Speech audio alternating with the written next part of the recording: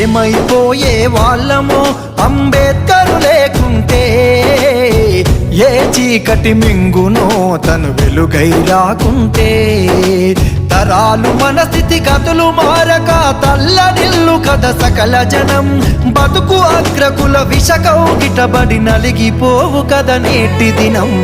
ఏమైపోయే వాళ్ళమో అంబేద్కరు లేకుంటే, ఏ చీకటి మింగునో తను వెలుగై రాకుంటే.